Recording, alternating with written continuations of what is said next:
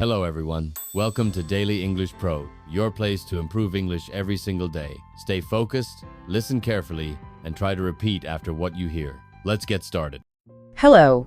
Today's podcast is IELTS Speaking on Technology. It's fantastic to be here. You know, this is one of those topics that I think it serves as a perfect litmus test for English learners. It looks so simple on the surface, but it's actually, well, it's a bit of a minefield. Oh, totally. I mean, think about it. We are walking around with these supercomputers in our pockets.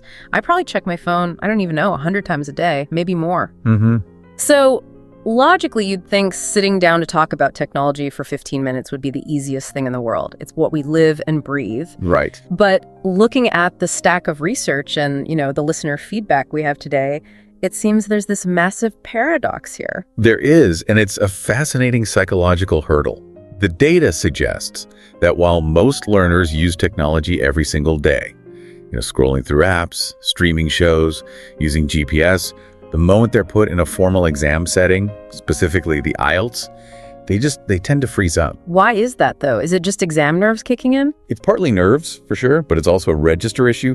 Because we use technology so casually, our vocabulary for it is often, well, very casual. Right, it's slang. It's slang heavy, it's short. We say things like text me or post it.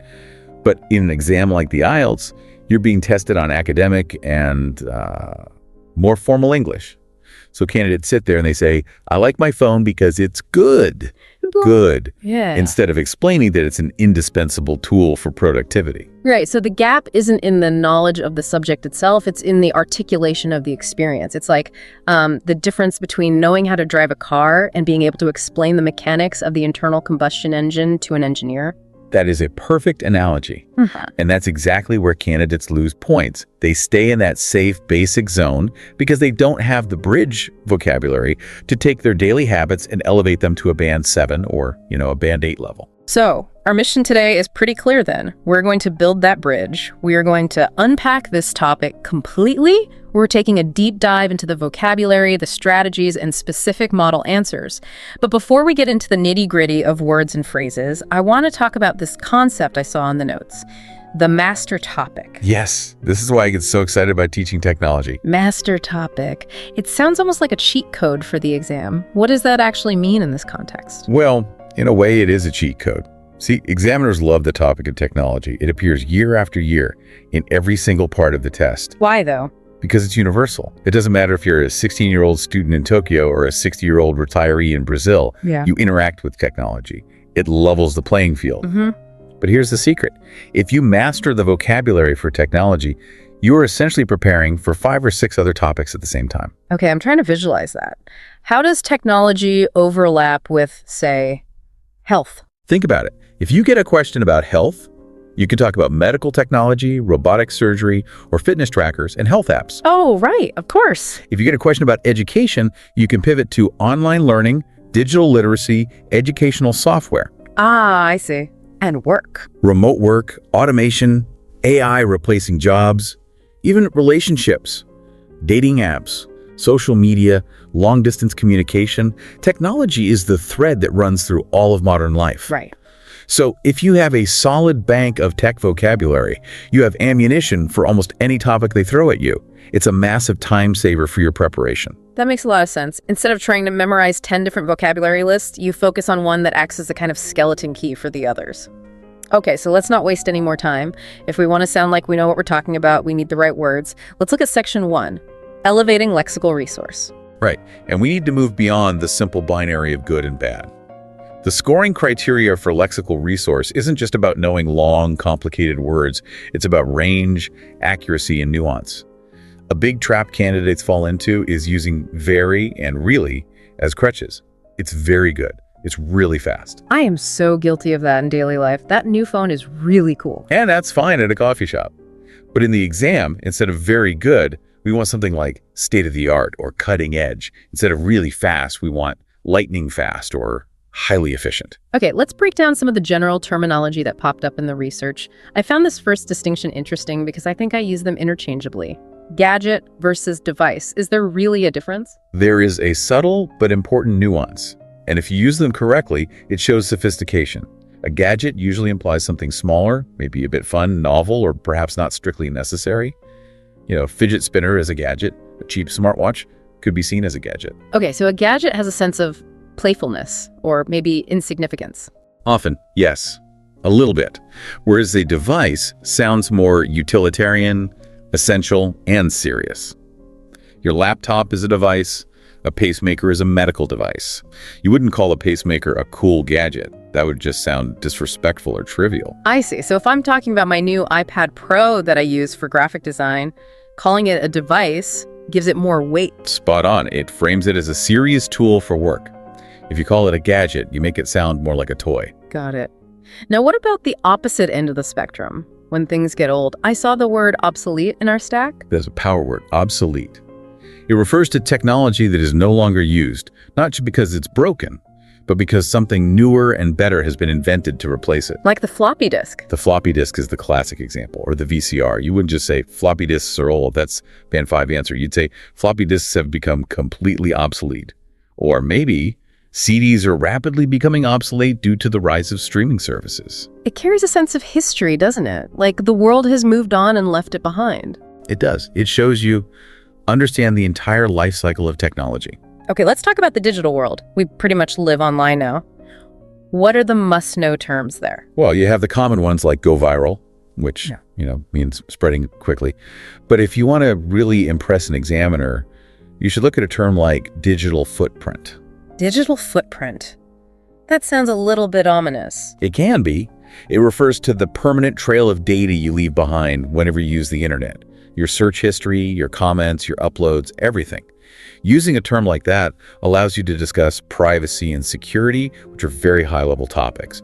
It moves the conversation from, I like Instagram, to, I am concerned about the size of my digital footprint on social media. That instantly elevates the whole tone of the conversation. It makes you sound like a sociologist rather than just a user. Speaking of the darker side of the web, we also have cyberbullying and misinformation. Yes. And examiners often ask about the negatives of technology to see if you can handle complex social issues. You need to be ready to discuss misinformation, which is, false information spreading online, often much faster than the truth. Or cyberbullying. These are serious social issues that are rooted in technology. And there is one more negative consequence mentioned in the notes. Sedentary lifestyle. Ah, yes. This is a crucial one, especially for health-related topics. And that's basically just sitting on the couch too much, right? Essentially, yes. But sitting too much is basic. Sedentary lifestyle is clinical, it's academic.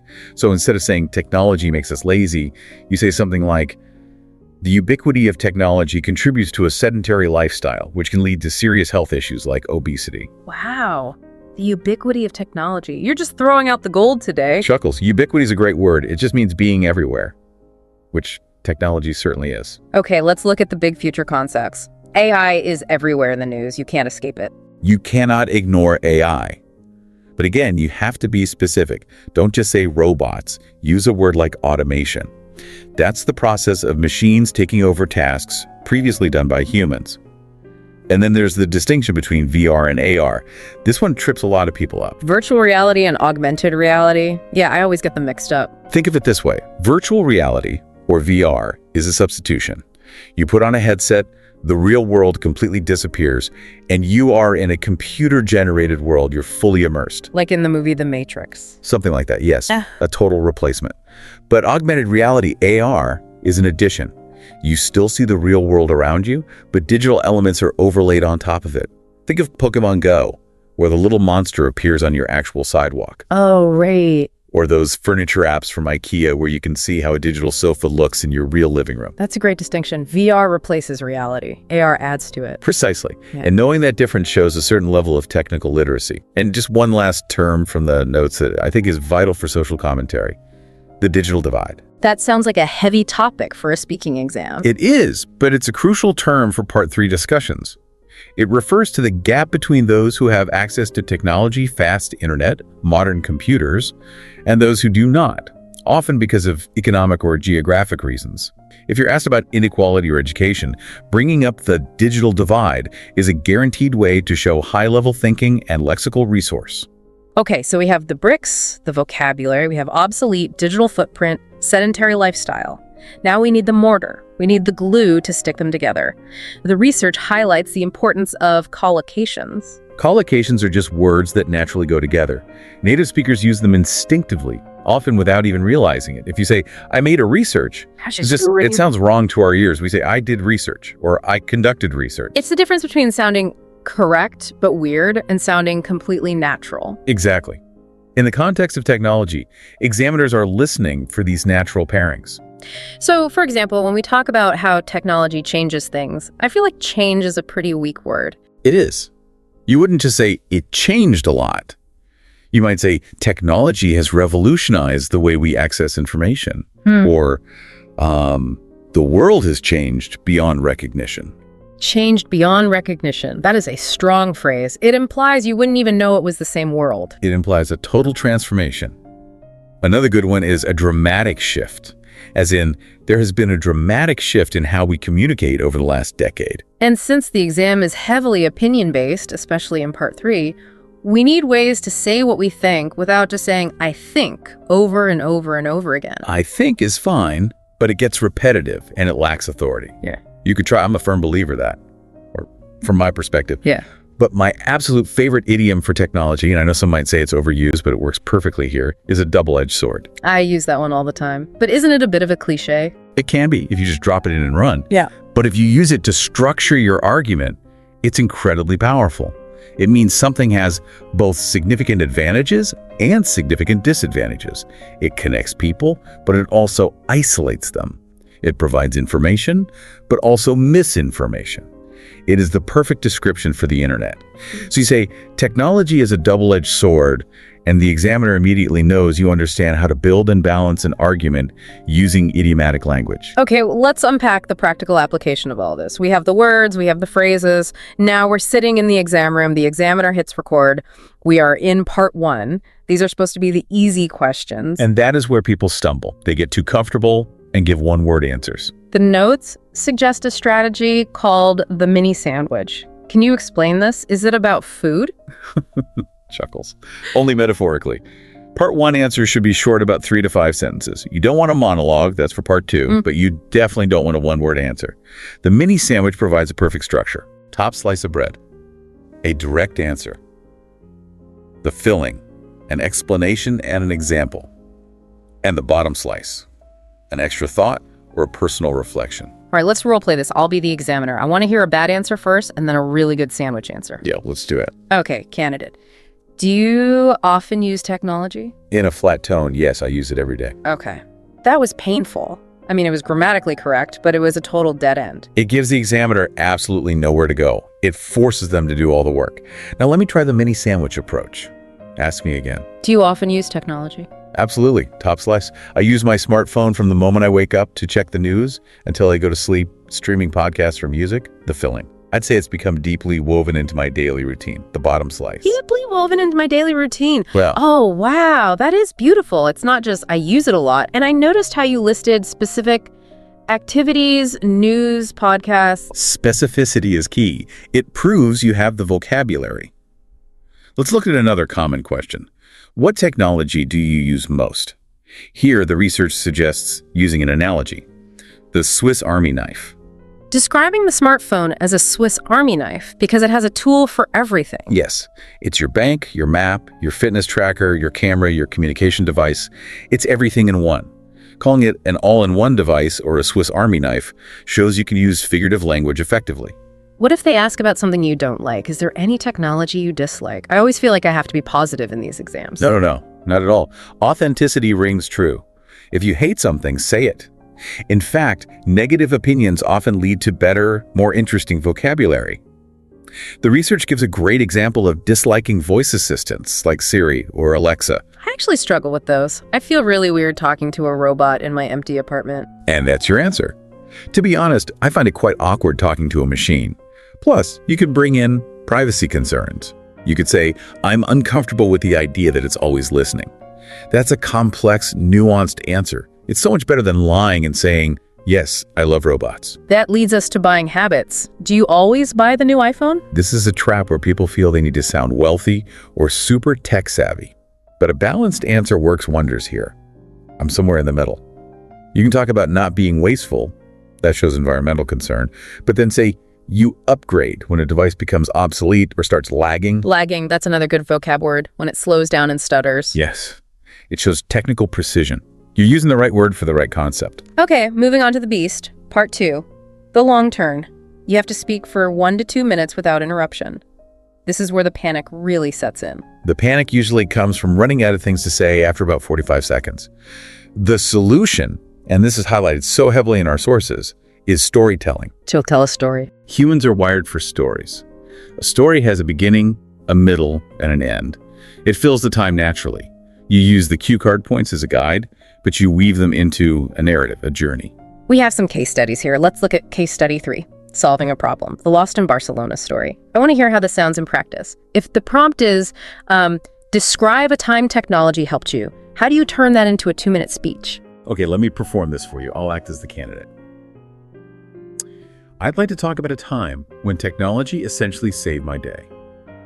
This happened a few years ago when I was visiting Barcelona for the first time.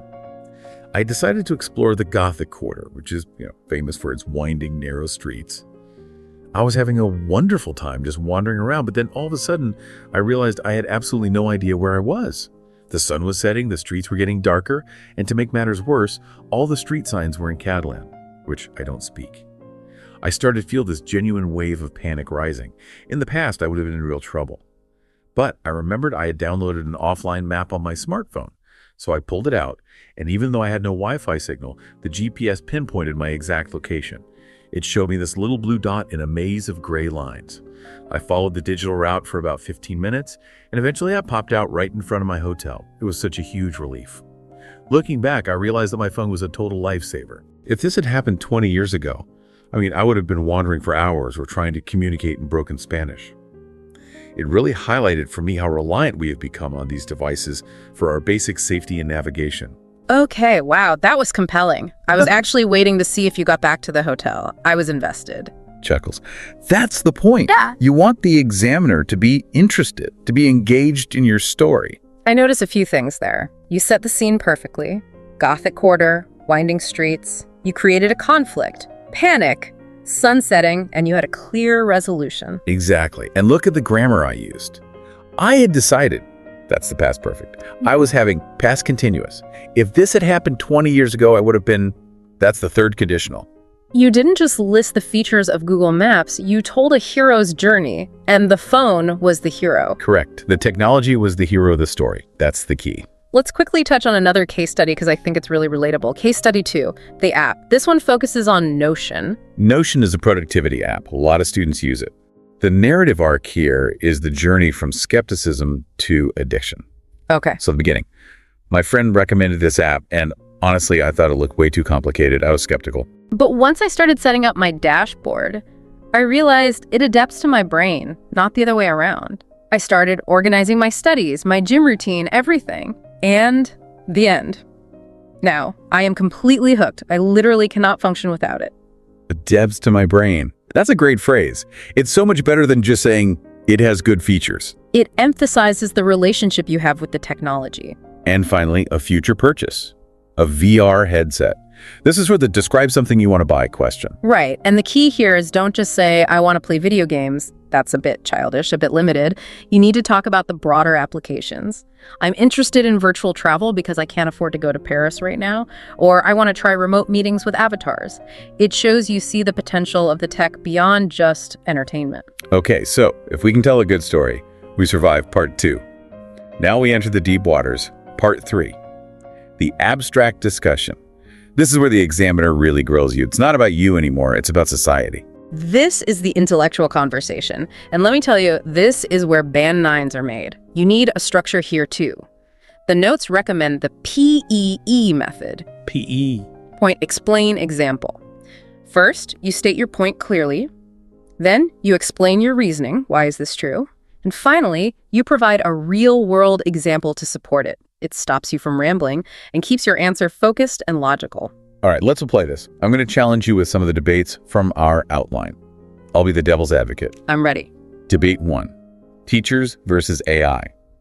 Some people say that in the future we won't need teachers because AI can teach us everything faster and cheaper. Do you agree? That is a provocative question. I would argue that while AI will certainly transform education, it will never completely replace human teachers. This is because education is not just about the transfer of facts and data, it's about mentorship, empathy, and emotional intelligence. A robot can teach you calculus, but it can't encourage you when you're feeling unmotivated or confused. For instance, platforms like Khan Academy are fantastic for drilling math problems. But you still need a human teacher to facilitate the discussion, to spark curiosity, and to connect with students on a human level. So I foresee a flipped classroom model where tech handles the data delivery and the humans handle the development of the person. That was a textbook PEE answer. And I notice you acknowledged the counter-argument. AI is fantastic for drilling, but you held your ground on the main point, which was about empathy. The yes, but technique is vital here. It shows the examiner you can see both sides of an issue. Okay, let's try another one. Laziness versus efficiency. Does technology make us lazy? I mean, we don't even go to the supermarket anymore. We just tap a button on our phones. This is a great opportunity to be counterintuitive. Most candidates will just say, yes, we are very lazy. But a more sophisticated answer challenges the premise of the question.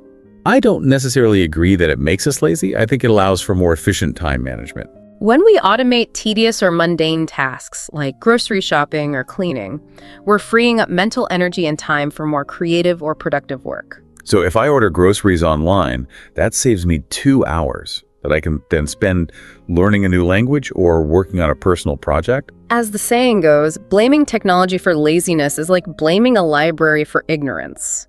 You have to take responsibility for how you choose to use the tool. Blaming a library for ignorance. I love that. It puts the responsibility right back on the user. Exactly. It shows critical thinking. You aren't just blindly accepting the question, you're analyzing it. One last debate. Communication. Has technology improved communication? Point. It has certainly increased the speed and the volume of our communication, but I worry that it has degraded the quality. We can message anyone in the world instantly, which is amazing. However, a lot of our communication now is text-based, and that lacks tone, body language, and nuance. It's incredibly easy to misinterpret a text message or an email, whereas when you're face-to-face, you can read someone's emotions and expressions. So it's that double-edged sword again. We are more connected than ever, yet perhaps we're also more misunderstood. That nuance, the idea of speed versus quality, that's what gets the high score. Now let's look at the future. 20 years from now, what are we predicting? Speculation is key here. You need to use future tenses and modal verbs. I predict that. It is likely that we might see. No. We are looking at AI managing our daily routines. In health, personalized medicine based on your specific genetics. And in terms of interface, moving beyond screens, we could see brain-computer interfaces or AR glasses becoming mainstream. You want to sound imaginative but grounded in science. Don't say teleportation. That's magic. Say holographic meetings. That's tech. So we have the content, but we need to structure it with good grammar. Section 6 of our notes highlights grammar structures for high scores. I want to do a little grammar surgery. I like the sound of that. Let's take a really basic sentence. Technology is important. How do we upgrade this? How do we give it a makeover? Okay. Level 1 upgrade. Technology is a useful tool. A bit better, but still simple. Levels 2 upgrade. Technology plays a pivotal role in our lives. Okay, now we have a complex noun phrase. Pivotal role. Level 3 upgrade. Cutting-edge technology plays an indispensable role in revolutionizing our daily routines. Wow. Okay, that went from a toddler sentence to a university professor sentence in 3 steps. It's about adding powerful adjectives and stronger, more specific verbs. And what about conditionals? You mentioned them in the storytelling section earlier. Conditionals are the if factor. They show you can handle hypothetical situations, which is a very high-level skill. The second conditional is for the present hypothetical. If I didn't have my smartphone, I would feel completely disconnected. The third conditional is for the past hypothetical. If the internet hadn't been invented, the world would have developed in a completely different way. That third conditional is a real tongue twister for a lot of learners. Hadn't been, would have. It is, which is exactly why using it correctly is such a massive score booster. If you can pull that off smoothly in conversation, the examiner sits up and takes notice. Also, passive voice. Why is that important? It feels a bit stuffy sometimes. It shifts the focus from the person doing the action to the action itself. Instead of saying, companies collect our data, which is active, you can say, our data is often collected without our knowledge. It sounds more academic, more objective. It removes the who and focuses on the what. And then there's hedging. Hedging is absolutely essential for part 3. It means being cautious and nuanced with your language. In academic English, we rarely say, this will happen. We say this might happen, or it is likely to happen. Right. So instead of saying, technology destroys relationships, which is way too strong and absolute, you say, it tends to be the case that excessive technology use can strain relationships. It sounds much more reasonable. You aren't jumping to these extreme black and white conclusions. Now, we have to talk about the traps. Section 7, common mistakes. We already touched on very, but there is one mistake I hear constantly with this topic. The countable noun trap. I hear this all the time. Technology is usually uncountable. You cannot say, I bought a technology, or I have many technologies in my house. Ugh, that hurts my ears just hearing it. I bought a new technology. It sounds very unnatural. You buy a piece of technology or a device or a gadget. Now, you can talk about technologies in the plural if you mean different fields of technology, like medical technologies and communication technologies. But generally, in casual speech, just treat it as uncountable. Technology is changing fast, not technologies are changing fast. Got it. And the robotic trap. Examiners are trained to spot memorized scripts. If you memorize a paragraph about AI and then you just vomit it out when the question is about mobile phones, you will be penalized. Your intonation goes flat, your eye contact breaks. It's so obvious. The advice is, memorize vocabulary, memorize structures, like the sandwich or PE, but do not memorize full paragraphs. And the off-topic trap. If they ask about education, stick to education. Don't start talking about video games just because you know the words of video games. If you do veer off, use signposting to get back. But returning to the point about education, this tells the examiner you are aware of the tangent and that you're in control of the conversation. And lastly, informality. This is a formal interview. It is not a chat with your buddy at the pub. Don't say cool stuff. Don't say everyone digs it. Use fascinating. Use it captures the interest. Keep it professional. We are coming to the end of our deep dive. Section 8 covers final strategies. You mentioned a technology story bank. I absolutely love this idea. This is my favorite tip for reducing exam anxiety. Before the exam, prepare 3 to 5 versatile stories. A time you got lost. That's for maps. Your first device, that's for nostalgia and change. Learning a skill online. That's for YouTube. The magic is that you can adapt these 3 stories to almost any question in part 2. How does that work? How can one story fit so many questions? Let's take the YouTube story. If the question is, describe a website you use, you tell the YouTube story. If the question is, describe a skill you learned, you tell the YouTube story, but you focus on the skill. If the question is, describe a time you used the internet to solve a problem, you tell a YouTube story. If the question is, describe a free activity you enjoy, you can tell the YouTube story. 1 story, 4 potential questions. That is genius. Yeah. So you prepare the ingredients beforehand so you can cook whatever they order on the day. It reduces the cognitive load during the exam so you can focus on your grammar and pronunciation instead of trying to invent a story from scratch. That's it exactly. What about fillers? What if I genuinely forget what I want to say? I just go blank. It is okay to pause. A moment of silence is better than air, but better than silence are English fillers. That's an interesting question. Let's think about that for a second. Off the top of my head. To be honest, I've never really thought about that before, but yeah, it buys you thinking time while keeping the English flowing. It shows fluency even when you are hesitating. And paraphrasing, what's the deal with that? This is the ultimate safety net. If you forget the word obsolete, don't panic and stop. Describe it. Say, it's, the kind of thing that's no longer used because something newer and better exists. If you forget portable, say, it is really easy to carry around. Paraphrasing is actually a skill that's marked in the exam. It shows you can communicate around a problem. It's not a failure. It's a strategy. And finally, the mindset. It's a conversation, not an interrogation. Authenticity wins. Walk in there, smile, and just tell them what you actually think. If you view it as a chat with a colleague, your body language relaxes and your fluency improves dramatically. Remember, the examiner wants you to succeed. They want to give you a good score, so help them by speaking clearly and confidently. This has been incredibly thorough. I feel like we have really dismantled this entire topic. Let's do a quick recap before we sign off. Sure. 1, technology is the master topic. Master this and you hold the keys to education, health, and work. 2, upgrade your vocab. Ditch gadget for device when it's appropriate. Use words like obsolete, digital footprint, and sedentary lifestyle. Right, and use the glue. Phrases like revolutionize, double-edged sword, and a dramatic shift. Exactly. 3, structure your answers. The mini sandwich for part 1, storytelling with a narrative arc for part 2. And PEE, Point explain example for part 3. You got it. 4. Watch your grammar. Use conditionals, especially if I hadn't, and the passive voice to sound more academic. 5. And avoid the traps. Know a technology. And please know, very good. That's a powerful toolkit. I feel like I could go take the exam right now. Thank you so much for breaking this down with such precision. My pleasure. It's all about preparation and practice. Good luck to everyone out there listening. Absolutely. We hope this deep dive helps you smash your speaking goals. Don't forget to like, share, and subscribe to this YouTube channel. Until next time. Goodbye and good luck.